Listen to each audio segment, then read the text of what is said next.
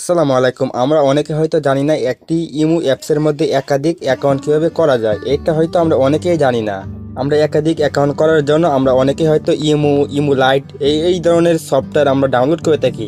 আপনারা চাইলে একটি ইমো অ্যাপসের মধ্যে একাধিক অ্যাকাউন্ট করতে পারবেন। এটা আজকে আমি আপনাদেরকে করে দেখাবো। সর্বপ্রথমে আপনার প্লে স্টোরে চলে যাবেন। প্লে স্টোরে চলে যাওয়ার পরে ইমো লিখে সার্চ দিবেন। তারপরে আপনার যদি ডাউনলোড না করা থাকে তাহলে ডাউনলোড করে নেবেন, আর যদি ডাউনলোড করা থাকে তাহলে আপডেট দিয়ে নেবেন। আপডেট দেওয়ার পরে ইমোর মধ্যে টাচ করে দিবেন। ইমোর মধ্যে টাচ করার পরে আপনাদেরকে ইমো অ্যাপসের মধ্যে প্রবেশ করানো হবে। তারপরে উপর দিকে একটি অপশন পাবেন প্রোফাইল।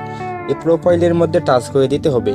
প্রোফাইলের মধ্যে টাচ করে দেওয়ার পরে আমাদের সামনে এরকম একটি ইন্টারফেস নিয়ে আসবে। তারপরে দেখেন এখানে কিন্তু একটি অপশন আছে সুইচ অ্যাকাউন্ট। আমাদেরকে এই সুইচ অ্যাকাউন্টের মধ্যে টাচ করতে হবে। তারপরে দেখেন এখানে কিন্তু আমার একটি ইমো অ্যাকাউন্ট করা আছে, তাই আমাকে এখানে একটি দেখাচ্ছে। আর যদি আমার এখানে দুইটা তিনটা থাকতো তাহলে কিন্তু এখানে দেখাতো। আমি এখন এখানে আরেকটি অ্যাকাউন্ট করব। আরেকটি অ্যাকাউন্ট করতে হলে এখানে দেখেন দেওয়া আছে অ্যাড অ্যাকাউন্ট।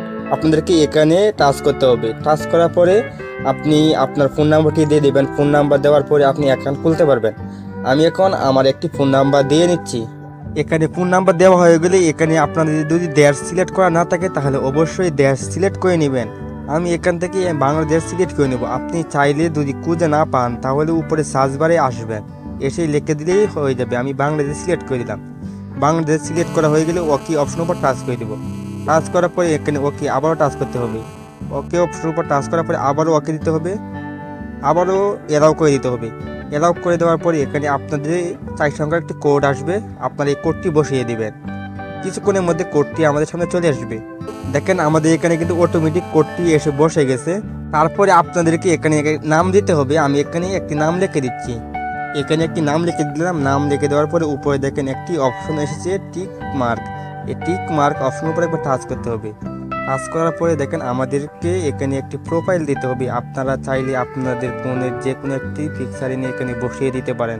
আমি আমার ফোনের যে কোনো একটি পিকচার এনে আমি বসিয়ে দিচ্ছি। গ্যালারি থেকে একটি পিকচার সিলেক্ট করে নেবেন। তারপরে এখানে টিক অপশনের উপর টাচ করে দিবেন। টিক অপশনের উপর টাচ করার পরে দেখেন আপনাদের এটি কিন্তু অলরেডি সেভ হয়ে গেছে। তারপরে আপনারা এখান থেকে বের হয়ে যাবেন। দেখেন আমি এখান থেকে বের হয়ে আসলাম।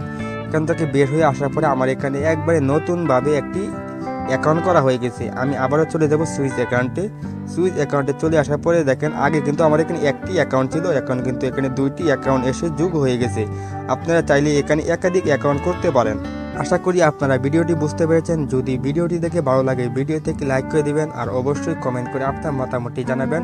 আর আমাদের এই পেজটিকে আপনারা ফলো করে রাখবেন। যে কোনো সমস্যা হলেই আপনারা আমাকে মেসেজ দিবেন, আমি আপনাদের সমস্যাটি সমাধান করার জন্য চেষ্টা করব। ধন্যবাদ সবাইকে এতক্ষণ ভিডিওটি ধৈর্য সহকারে দেখার জন্য। আসসালামু আলাইকুম।